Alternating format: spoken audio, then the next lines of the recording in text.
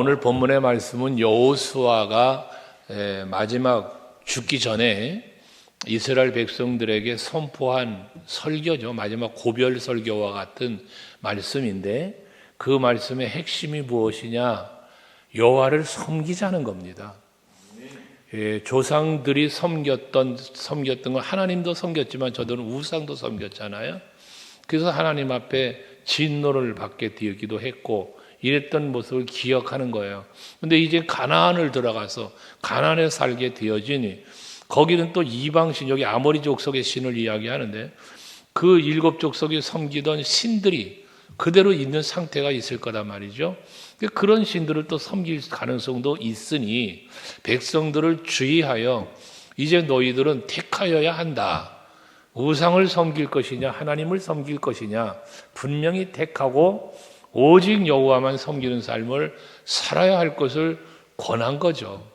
그러면서 강조한 것이 뭡니까? 너희들 선택해. 그런데 너희가 어떤 선택을 하든 나와 내 집은 오직 여호와만 섬길 것이다. 자기 자신의 결심, 자기 자신의 마음을 백성들에게 선포한 것입니다. 오늘 예배하시는 여러분들이 우리 서강교회 안에서나 여러분 가정과 이웃과 직장을 가든 어느 곳에 가든지 나는 여호와만 섬기는 사람이야. 나는 오직 여호와를 섬길 것이야 라고 담대히 말하고 선포하고 그에 합당하게 살 수 있는, 행동할 수 있는 여러분들이 되시기를 바랍니다. 우리가 사회의 생활을 하면서 예수를 믿노라 하면서도 믿는 자답지 못하게 사는 경우들이 간혹 있습니다. 왜 그래야 할까요? 우리가 믿음을 지키며 온전한 믿음으로 살지 못하고 세상 사람, 믿지 않는 사람과 동일한 삶의 모습으로 살아가는 이유가 있습니다. 사람을 보기 때문에 그렇습니다. 세상을 보기 때문에 그런 것입니다. 세상 직장의 동료들과 어울렸습니다. 회식을 합니다. 술잔이 돌아다닙니다. 그걸 거부할 수가 없어서 예수를 믿노라 하면서도 직분자임에도 분명한데도 그것을 거부하지 못하는 이런 모습들이 있단 말이에요. 그 이유는 하나라고 했죠. 사람을 보기 때문에, 세상을 보기 때문이란 말입니다. 우리가 무엇을 봐야 합니까? 예수를 바라봐야 합니다.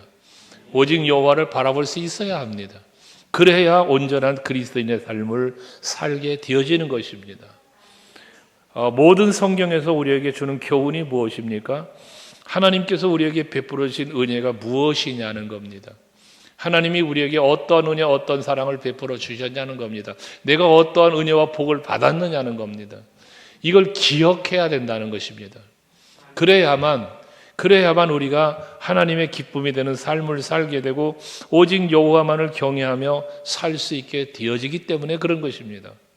시편 1편 말씀에서 말하지만 복이 있는 사람이라면 악인의 길을 따라가도 안 되고 죄인의 길에 서서도 안 되고 교만 오만한 자리에 앉아도 안 된다는 거잖아요. 왜?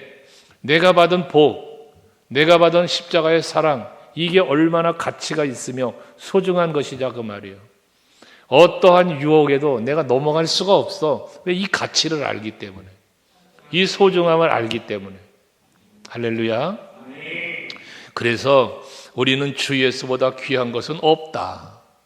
사도 바울은 그 예수님을 바라보면서 오직 예수만 바라보면서 저 천국의 소망을 두고 살아가면서 세상의 많은 자랑거리들을 뭐했다? 배설물처럼 여겼다.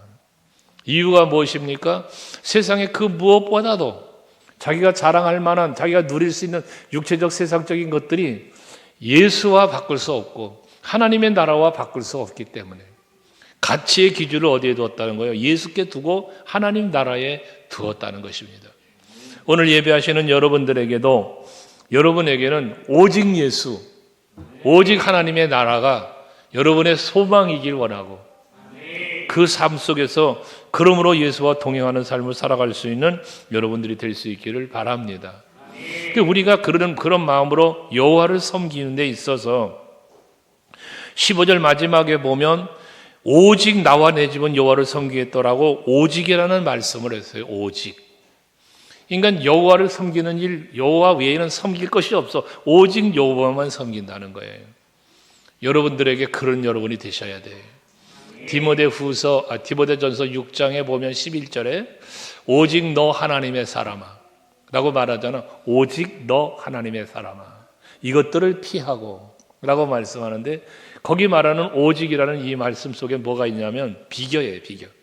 앞에 다른 교훈을 따라가지 말아라, 돈을 사랑하지 말아라 라는 말씀을 하고, 오직 너 하나님의 사람아 이것들 피해라는 거예요. 앞에 말한 다른 교훈 따라가지 말고 또 돈 내 욕심도 갖지 말고 라는 말씀을 하는 거거든요. 그러니까 그 오직이라는 말은 비교급의, 그 오직이라는 말은 only의 개념이 아니라 그러나의 개념이에요. 그러나. 앞에 다른 교훈을 따르는 자가 있고 돈을 사랑하는 자가 있지만, 그러나 너 하나님의 사람이니까, 그러나 너는 이 말이거든요. 너희 조상, 오늘 본문에 와서 너희 조상들은 우상 섬겼어. 아무리 족속의 우상들도 섬길 수 있어. 그러나 나는 오직 여호와만 섬길 거야. 그 말이거든요. 여러분, 남들이 다 뭐라고 해도 그러나 나는 오직 여호와를 섬길 거야. 당신들이 뭐라 하든, 세상 사람들이 뭐라 하든, 그럴지라도 나는 오직 여호와를 섬길 것이다라고 하는 이 섬김을 말하는 것이거든요. 여러분에게도 그 오직이 있길 바라는 거예요. 많은 사람이 민주주의 그잖아요. 많은 사람이 다 예해도 나는 아니요라고 할 수 있는 사람, 다 아니라고 해도 나는 예라고 할 수 있는 사람, 그것이 진리라면, 그것이 예수 하나님의 뜻이라면 그럴 수 있는 여러분들이 되셔야 된다는 거죠. 다수에 의하여서 끌려가는 그런 우리의 신앙이 되지 말자는 겁니다. 하나님이 기뻐하신다면 내 생명 바쳐서라도 그 뜻을 이룰 수 있는 그런 마음다짐이 오직 여호와를 섬기는 마음인 거예요. 그래서 그 부분에 대해서 14절에는 이렇게 말합니다. 그러므로 이제는 여호와를 경외하며 온전함과 진실함으로 그를 섬겨라 그랬어요. 하나님을 섬기는 일에 오직 여호와를 섬긴다고 할 때에 여호와를 경외하는 마음이 있어야 돼요. 잠언 22장 4절 말씀에 보면 모든 겸손과 여호와를 경외함의 보상이라고 그래요. 여호와를 경외하는 거예요. 겸손함과 여호와를 경외하는 것. 이것에 대한 보상을 하나님이 주신다고 그래요. 여기에 대한 보상을 주신다는 것은 재물과 생명과 영광이라고 그랬는데, 왜 이 엄청난 것들을 주느냐? 겸손과 여호와를 경외함이 하나님의 큰 기쁨이기 때문에 그런 거예요. 그래서 여러분이 여호와를 섬기실 때는 여호와를 경외함으로 섬겨야 되는 거예요. 여호와를 경외한다는 것은 무엇이라고 그랬어요? 여호와를 높여드린다, 여호와를 사랑한다, 여호와를 두려워한다, 이런 포괄적인 의미를 가지고 있다고 그랬잖아요. 아브라함이 하나님 앞에 이삭을 제물로 드리기까지 순종했을 때에 창세기 22장 12절 말씀에 보면 그 아브라함의 순종을 하나님이 받으시고 번제로 이삭을 제물로 드리기까지의 순종을 하나님이 보시고 그에게 말씀하심이 무엇입니까? 내가 이제야라는 거예요. 내가 이제야 네가 여호와를 경외하는 줄 알았다는 거예요. 순종을 뭐로 표현했습니까? 뭐로 하나님 평가했습니까? 하나님을 경외함으로 표현을 했어요. 그러니까 여러분들이 오직 여호와를 섬기겠다는 그 중심 속엔 여호와를 경외함으로라고 했는데, 그 경외함에 뭐가 있습니까? 순종이 있는 거예요. 하나님의 말씀에 따르는 거예요. 이게 여호와를 섬기는 첫 번째 경외함으로예요. 그 다음이 온전함입니다. 온전함이라고 하는 것은 내 마음 다하여예요. 신명기 6장 5절 말씀에 보면 하나님을 사랑함에 대해서 말씀할 때 이 온전함을 뭐라고 표현했습니까? 같이 읽어볼까요? 시작. 너는 마음을 다하고 뜻을 다하고 힘을 다하여 내 하나님 여호와를 사랑해라. 하나님을 사랑한다가 뭡니까? 이게 여호와를 섬기는 거예요. 이게 여호와를 경외하는 거예요. 근데 어떻게? 마음을 다하고 뜻을 다하고 힘을 다하여. 예수께서는 이 계명을 다시 풀어 재해석해 주실 때 목숨을 다하여까지를 표현했어요. 그것처럼 이게 바로 뭐 하는 거예요? 온전히 여호와를 섬기는 모습이라는 겁니다. 최선을 다하는, 온 마음 다하는, 온 뜻을 다하는, 온 힘을 다하는. 오늘 예배하는 성도 여러분, 여러분들이 여호와를 섬길 때 이처럼 온전함으로 섬길 수 있길 바랍니다. 적당히가 아닙니다. 우리가 하나님을 믿고 예수를 믿고 그리고 예배하고 헌신하고 모든 신앙생활은 적당히 되어서는 안 됩니다. 최선을 다하는 겁니다. 힘을 다하는 거예요. 이게 온전히 섬기는 거예요. 우리 소강교회 성도들에게는 이 온전함이 있는 신앙생활하는 여러분 될 수 있기를 바랍니다.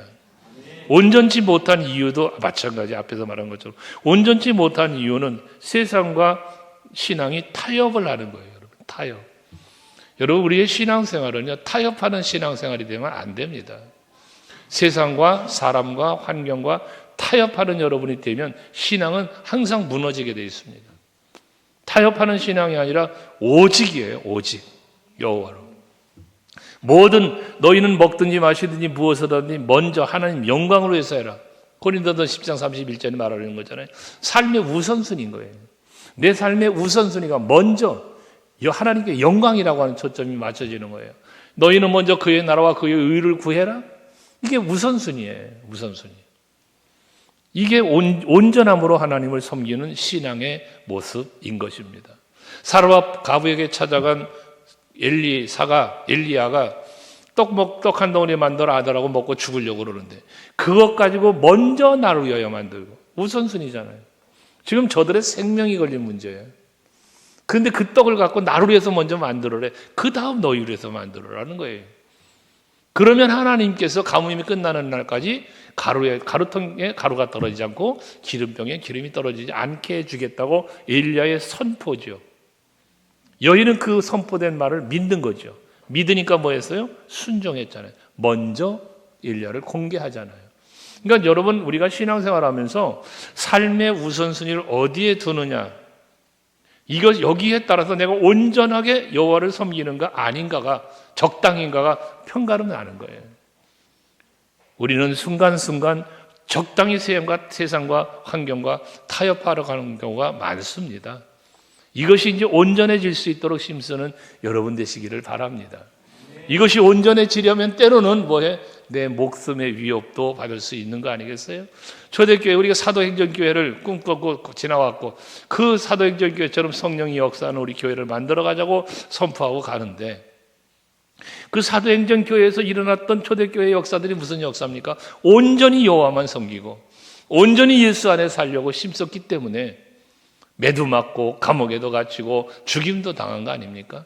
그럼에도 불구하고 그 믿음 지켰던 거 아니겠습니까? 오늘 예배하는 우리 모두가 바로 그 믿음으로 온전함으로 여호와를 섬길 수 있기를 바랍니다. 그 다음에 뭐라 말합니까? 진실함으로 섬기라고 말하고 있습니다. 진실함. 히스기야 왕이 병들어 죽게 되었을 때에 하나님 앞에 기도를 하잖아요. 내 병 고쳐달라는 기도죠. 살려달라는 기도죠.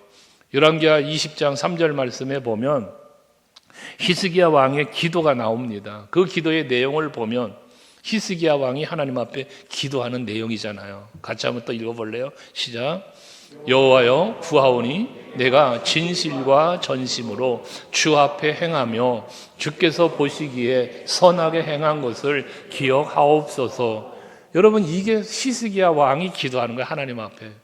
그 기도의 내용 속에 내가 진실과 또 전심으로라고 하잖아요.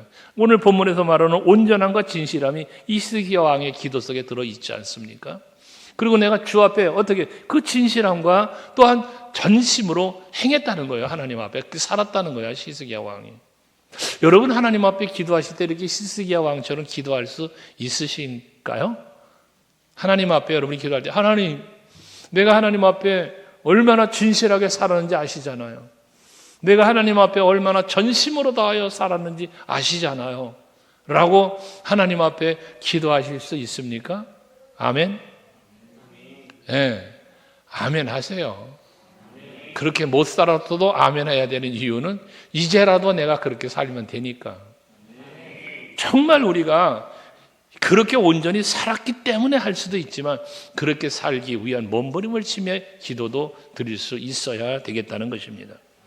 이것이 진실함입니다. 그러면서 다음에 말한 게 뭐예요? 너희의 조상들이 강 저쪽과 애굽에서 섬기던 신들을 뭐에 치워버리고 그랬어요. 우상을 치워버린다. 내 앞에 우상을 제거하는 거예요. 역대 왕 중에 열왕기서나 역대서를 보면 역대 왕들 중에 우상을 섬겼던 왕들도 있고 우상을 섬기던 우상을 제거했던 왕들도 있어요. 남유다와 북이스라엘을 보면 남유다의 왕들은 다윗처럼 행하면서 선을 행했던 왕들이 많고 북이스라엘의 왕들은 거의 다가 하나님 보시기에 악을 행한 여로보암처럼이라는 말을 따라가면서 그랬던 왕들이죠. 그러나 중간중간 개혁을 하고 종교개혁하고 우상 타파하고 산당을 부수고 이런 왕들이 또 얼마나 많아요. 그것처럼 우리는 우상을 하지 않으면 온전히 여호와를 섬길 수가 없어요. 그런데 그럼 우상이 뭐냐? 오늘날 우상이 여러분들 무슨 우상이 있어요? 없죠. 우상이 없지만 오늘날 우리의 우상은 어떤 게 우상이냐? 골로새서 3장 5절에서 바울이를 통해서 하나님 말씀하심이 보면 모든 탐심이 우상 숭배라잖아요. 욕심. 내 마음에 찾아들어오는 모든 욕심이 내 육에 속한 이 지체를 죽이지 못하면 내 육의 소욕이 살면 그게 곧 우상이 된다는 거예요. 그래서 여러분에게 간혹 말씀드렸죠. 내 생각의 능력을 말하지 말자고. 하나님의 일을 이루어 가는 데 있어서 내 생각을 자꾸 이야기하다 보면 결국은 그 내 생각이 뭐가 됩니까? 내 생각이 우상이 돼요. 우리는 내 생각을 자꾸 바울처럼 죽여야 돼요. 내가 날마다 죽는다잖아, 바울이. 내가 죽어야만 예수가 살아요. 내가 죽어야 하나님의 뜻이 이루어져요. 근데 내 생각을 죽이지 않고 자꾸 고집하면 내가 살아요, 내가. 그러면 뭐가 죽어요? 하나님의 뜻이 죽어요. 예수가 죽어요, 나 때문에. 여러분, 우리는 신앙생활 그리 하면 안 되는 거예요. 우상을 치워버린다? 욕심 버려야 돼요. 내 육체적인 소욕을 죽여야 돼요. 그래야만 우리는 온전히 여호와를 섬길 수 있는 신앙생활을 할 수 있게 되어지는 겁니다. 근데 우리의 욕심이 어디로부터 출발합니까? 욕심이 생겼는데 욕심이 어디로부터 출발해요? 여러분, 최초의 인간인 아담과 하와의 이야기 속에서 보잖아요. 선악과로부터 출발해요. 선악과. 그런데 이 선악과는 항상 보았던 거예요. 동산 중앙에 있으니까. 그 욕심이 선악과를 보면서 생겼는데 선악과를 보면서 뭐 했어? 마귀가 그 마음 속에 이걸 먹고 싶은 마음을 넣어주는 거예요. 넣어주는 거. 여러분, 가룟 유다가 예수님 팔고 싶어 팔았을까요? 아니요. 마귀가 그 가룟 유다 마음에 예수님을 팔려는 마음을 넣어줬다잖아. 넣어줬다. 그러니까 여러분들의 마음속에 찾아오는 욕심은 누가 주는 거야? 마귀가 여러분 마음속에 욕심을 집어넣어 주는 거예요. 여러분의 생각을 자꾸 하나님의 뜻을 거역하는 그 마귀가 넣어주는 마음을 내 마음에 자꾸 심어 넣어주는 거예요. 그게 내 마음에 들어오니까 그것이 이 안에서 자리를 잡아버리면 이게 욕심이 되고 그것이 우상이 되는데 우상이라는 게 뭐예요? 하나님보다 더 사랑하는 게 우상이지. 하나님보다 더 소중히 여기는 게 우상이죠. 마귀가 그 마음을 자꾸 넣어준단 말이에요.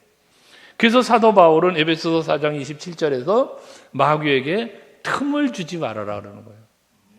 여러분, 마귀는요, 여러분들의 틈을 찾아요. 틈을 찾아서 어떻게든지 그 틈을 비집고 들어가려고 그러는 거예요. 여러분, 신천지나 이단들이 교회에 침투해서 가장 누구를 먼저 찾는다고 그랬어요? 교회에서 불평 많은 사람, 불만이 많은 사람, 이 사람들을 찾는다고 그러잖아요. 그 사람들과 가까이 접근하면서 그 불평하고 불만스러운 마음을 자극해 주면서 결과적으로 그룹을 만들고 교회의 문제를 일으키고 파벌 싸움을 벌어지고 이러는 거 아닙니까? 이게 마귀가 하는 짓인 거예요. 여러분, 베드로 사도도 베드로전서 5장 8절에서 말하지만 근신하라 깨어라. 왜? 우는 사자처럼 사단 마귀가 삼킬자를 두루 찾는다는 거예요. 마귀는 이 시간도 여러분의 마음을 뺏으려고 어떻게든지 여러분의 마음에 틈이 있으면 그 틈을 찾아 들어가서 여러분 마음을 하나님께로부터 돌리고 세상으로 향하고 육체로 향하게 만들려고 마귀는 계속 유혹하는 거예요. 거기에 마귀가 가장 자극하는 게 뭐다? 욕심. 또 하나 교만이에요. 너 잘났잖아. 너 똑똑하잖아. 네가 최고잖아. 라는 거예요. 이게 마귀가 주는 마음들이에요. 우리는 언제나 어떤 마음을 가져야 돼요? 욕심이 없는 만족하는 마음, 감사하는 마음, 겸손한 마음. 이게 성령이 이끄시는 마음이에요. 예수님이 말씀하셨잖아. 수고하고 무거운 짐진 자들아 다 내게로 와라. 내게로 와서 쉬라는 거야. 쉼을 얻으라는 거예요. 그 쉼이 어디서 얻는다? 나는 온유하고 겸손하니 내게로 와서 배워라. 그럼 예수 안에서 내가 누릴 수 있는 진정한 쉼, 평안, 자유 어디서 온다? 온유와 겸손에서 온다는 거죠. 근데 그것을 그 마음을 품지 못하도록 마귀는 계속해서 뭐합니까? 혈기, 교만. 마귀는 그 마음을 넣어주는 거예요. 예수님은 온유와 겸손이지만 마귀는 반대되는 마음, 교만과 분노, 혈기, 다툼, 기시기 이걸 자꾸 넣어주는 거예요. 우리 서강교회 성도들에게는 모든 내 마음에 찾아 들어오는 마귀가 주는 마음들, 우상, 하나님보다 더 사랑하고 하나님보다 더 소중한 이런 모든 것들을 다 치워버리는 여러분 될 수 있기를 바랍니다. 하나님과 나와의 관계 속에 가로막는 게 없어야 돼요. 그게 오직 여호와를 섬기는, 온전히 여호와를 섬기는 신앙의 모습이라는 것입니다. 그래서 그렇게 되려니까 온전히 하나님만을 섬기면서 온전히 오직 진실함으로 또 모든 욕심이나 교만이나 다 버리고 여호와를 섬기려니까 뒤에 이어지는 말씀 가운데 무엇을 말하고 있느냐면 17절에 그러잖아요. 16절도 여호와를 버리고 다른 신을 섬기지 아니하오리니 백성들이 얘기하는 거잖아요. 여호수아의 말을 듣고 우리도 여호와만 섬길게요 라고 말하면서 17절에 이어지는 말씀이 뭐냐면 하나님께서 애굽으로부터 우리를 인도하실 때에 조상들을 인도할 때 저들을 인도하셨고 저들을 또한 보호하셨고 그리고 큰 이적들을 행하셨던 일들을 안다는 거 아닙니까? 늘 말씀드리지만 하나님께서 하신 일을 기억할 수 있어야 된다는 거예요. 하나님이 나에게 어떤 은혜를 베푸셨나? 하나님이 나에게 어떤 복을 주셨는가? 그거를 기억하면 우리가 온전히 하나님을 섬길 수밖에 없어요. 내가 받은 은혜가 있는데 내가 받은 사랑이 있는데 섬길 수밖에 없잖아요. 여러분들에게 언제 이야기 드렸잖아요. 어느 선교사님의 이야기. 노예를 배를 타고 오는데 노예를 죽이려고 하는 거야. 근데 선교사님이 사랑하는 마음 때문에 그 생명 지키려고 단창을 들고 노예를 죽이겠다고 하는 그 노예의 주인이죠. 당시의 노예의 주인은 노예를 팔 수도 있고 죽일 수도 있는 권한이 있었으니까 노예는 하나의 소유물에 불과한 시대니까요. 근데 선교사님이 그만 그 칼을 들고 단창을 들고 노예를 찔러 죽이겠다고 찌르는 걸 손을 내밀어 막았다는 거 아닙니까? 그러니 그 노예 주인의 입장에서 선교사는 노예가 아닌데 그 사람의 손을 찔렀으니 얼마나 당황스럽겠습니까? 미안하다고 할 때에 선교사님이 괜찮다고 말할 때 그 보상, 선교사님의 손을 찌르고만 그 주인의 보상은 이 노예, 어떻게 하면 좋겠나 이제 할 때 이 노예에게 자유를 주어라 라고 얘기했다는 거 아닙니까? 이 값으로 노예를 자기 것으로 삼았다는 거예요. 주인의 입장에서는 죽이려고 했던 거 그거 줌으로 이 손 찌른 것에 대한 보상이 된다면 얼마나 다행스러운 일이겠어요. 노예를 줬다는 거야. 노예 배에서 내린 다음에 노예에게 자유로운 길을 가거라 라고 선교사가 얘기했을 때 이 노예는 갈 데도 없고 그러니까 나 당신 집에 가서 종으로 살겠다 그랬다는 거 아닙니까? 그래서 선교사님 집에 데리고 가서 사는데 자유를 주고 살다 보니까 이 노예 종이 가끔 교만해질 때가 있단 말이에요. 선교사님 말도 잘 안 듣고 그냥 엉뚱한 짓을 하고 그럴 때가 있단 말이지. 그럼 선교사님은 아무 말씀도 안 하시고 그 손에 있는 흉터만 보여줬답니다. 그러면 이 종은 선교사님의 손의 흉터를 보면 자기 생명의 은인이잖아. 그래서 그 마음을 바꾸어 또 열심히 부지런히 살고 그랬다는 이야기가 있습니다. 여러분, 예수님의 십자가에 못 박힌 손 늘 바라보며 사셔야 됩니다. 그 십자가를 기억하며 사는 여러분들이 되셔야 됩니다. 그러면 우리가 은혜를 잊어버릴 수 없어요. 임마누엘의 하나님, 나를 여기까지 오신 에베네셀의 하나님. 여러분, 하나님을 믿을 세 가지 늘 말씀드리잖아. 살아계신 하나님, 나와 함께 계신 하나님, 나를 위하여 일하시는 하나님. 이 하나님을 늘 우리는 생각하며 믿어야 된다고 그랬잖아요. 그 생각과 믿음만 있으면 우리는 하나님을 온전히 섬길 수 있게 되는 거예요. 하나님이 나를 위하여 하신 일, 이것만 생각하면 되는 거예요.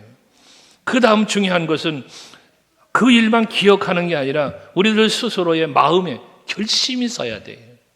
그래, 맞다. 내가 하나님께 이런 은혜를 입었지. 그러니 나는 하나님 영광 위해서 살아야지.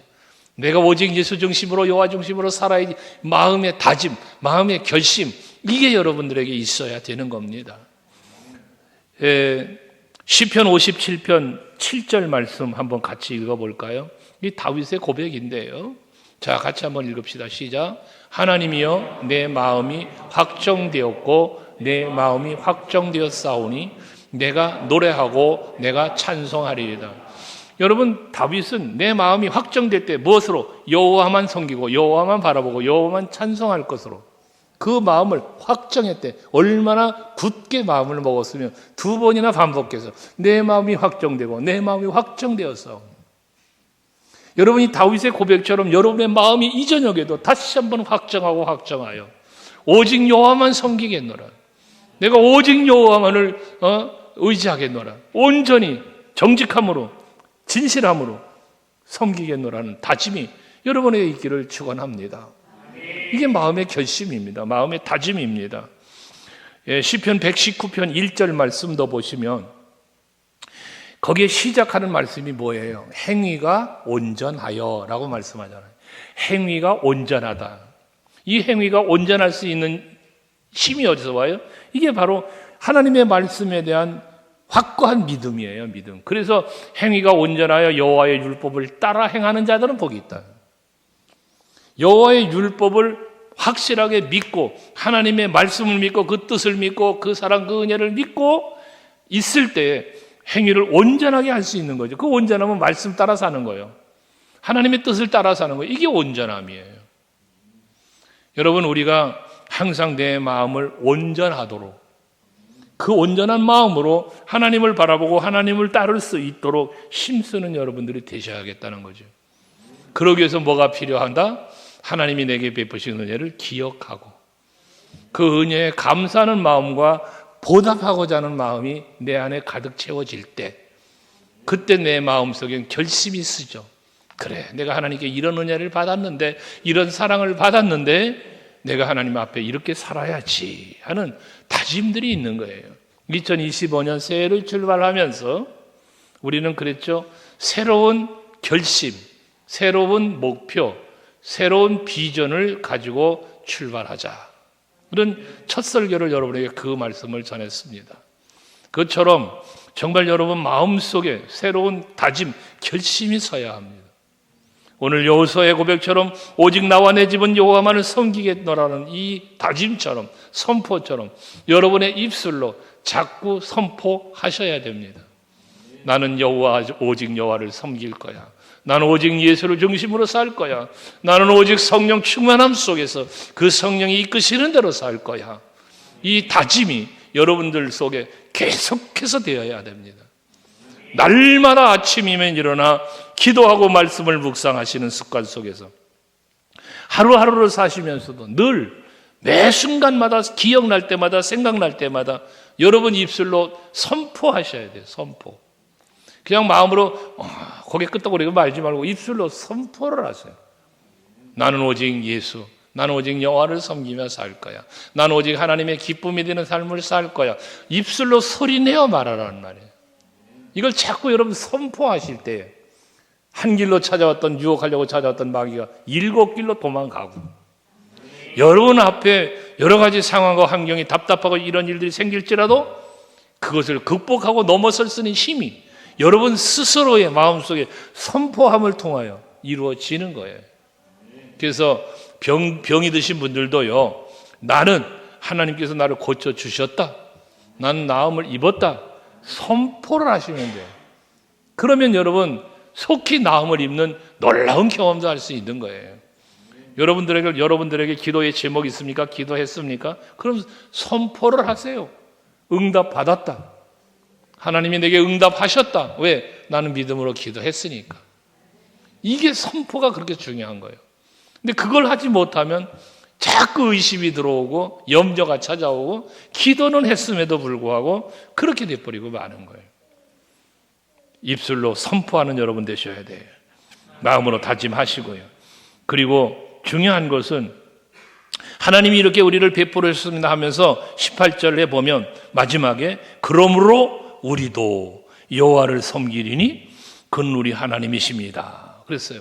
그러니까 하나님이 우리를 이렇게 보호하셨고 인도하셨고 우리 조상들을 이렇게 하신 것처럼 우리에게도 그 은혜를 베푸실 것이니 그러므로 우리도 그러므로 우리도 여호수아 당신이 선포한 대로 우리도 여호와를 섬길 것이다라는 이 다짐을 하는 거잖아요. 그 다짐과 더불어서 결과적으로 뭐 하는 겁니까? 이 다짐을 하고 여러분 선포하라는 이유는 그렇게 선포하면서 뭐 하는 거예요? 변함없이 내 마음의 결심이 흔들리지 않고 변함없이 끝까지 그 믿음 지키며 끝까지 여호와를 섬기는 삶을 살아갈 수 있는 나 자신의 다짐이며 나 자신에게 이 선포는 여러분들이 나는 오직 예수를 섬길 거야. 난 오늘도 예수님과 동행하는 삶을 살 거야. 이걸 선포하는 건 누구 들으라고 하는 게 아니잖아. 내 자신에게 선포하는 거잖아요. 물론 옆에 있는 누군가가 들을 수 있겠죠. 가족끼리 둘러앉은 상태에서 오늘도 우리 온 가족은 여호와를 섬기며 살자. 오직 예수와 동행하는 삶을 살자. 가족끼리도 예배 식탁 앞에서라도 할 수 있죠. 그러나 내 스스로가 자동차를 운전하면서도 길을 걸어가면서도 직장에서 근무하는 중에도 홀로 얼마든지 홀로 스스로에게 선포할 수 있는 거다 그 말이에요. 그러면서 뭐 하는 거예요? 나 자신을 지켜가는 거예요. 이 끝까지 변함없이 가기 위해서. 예수께서는 마태복음 24장 13절에서 말씀하셨죠. 끝까지 견디는 자가 구원을 얻는다 그랬어요. 여러분 우리가 여호와를 섬기되 끝까지 섬겨야 되지 않겠습니까? 믿음으로 순종하며 살 때 끝까지 가야 되지 않겠습니까? 어느 한 순간에는 대단한 믿음의 사람인 것 같고 대단한 헌신의 사람인 것 같은데 어느 순간 가보면 전혀 믿음이 없는 사람처럼 살아가는 모습들은 우리에겐 있어서는 안 되겠다. 끝까지 변함없는 변질되지 않는 이러한 믿음으로 우리가 살아갈 때 우리가 온전히 하나님을 섬기며 살아갈 수 있게 되어지는 것이죠. 여러분 우리 욥을 잘 알잖아요. 욥이 얼마나 고난을 당합니까? 그는 하나님이 칭찬할 만한 믿음의 사람이었다고 그랬잖아요. 근데 소유 다 잃어버리고 자식들 다 죽고 자기 몸엔 병이 나가지고 세상에 제 가운데 앉아 몸을 기왓장 갖고 벅벅 긁어대는 이런 고난을 겪잖아요. 자기 아내마저도 당신 믿는 하나님 욕하고 죽으라고 그럴 정도. 친하다고 생각한 친구들은 와가지고 정죄하고 비판하고 이러는 상황. 자기 편은 아무도 없어. 내 편은 아무도 없는 거야. 욥이 볼 때 세상적으로는. 그러나 욥은 그러는 상황에서도 욥은 뭐예요? 하나님을 향하여 그 입술로 범죄하지 않았대. 입술로 원망도 하지 않았대. 불평도 하지 않았대요. 오직 하면 시편 욥기서 23편 10절에 보면 그 엄청난 고난 속에서 욥의 유명한 고백 아닙니까? 유명한 고백. 같이 읽어요. 시작. 그러나 내가 가는 길을 그가 아시나니 그가 나를 단련하신 후에는 내가 순금같이 되어 나오리라. 할렐루야. 이 여기 고난 그 엄청난 고난 속에서의 이 엄청난 고백이 나오는 거 아닙니까? 지금 내가 비록 고난을 당하고 있지만 하나님이 지금 날 단련하시는 거야.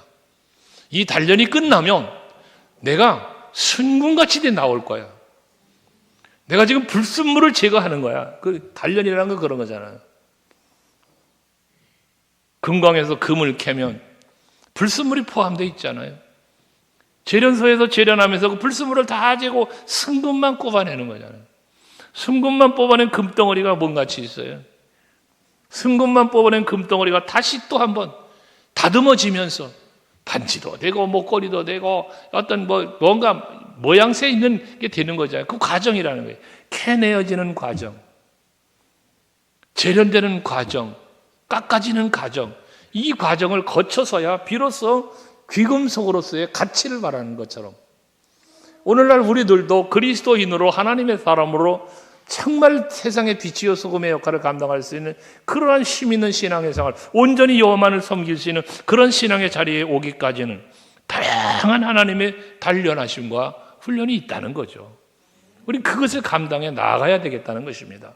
그래야만 끝까지 변함없이 여호와를 섬기는 신앙의 승리를 하게 되어지는 것입니다. 이것 때문에 저것 때문에 마귀는 자꾸 핑계거리를 갖다 줍니다. 이래서 저래서 하는 핑계거리들이 다양합니다. 하나님과 나와의 관계도 마찬가지, 교회와의 관계, 여러분 서로 성도와의 관계, 목회자의 관계 다 마찬가지예요. 마귀는 이간질을 시키는 거예요.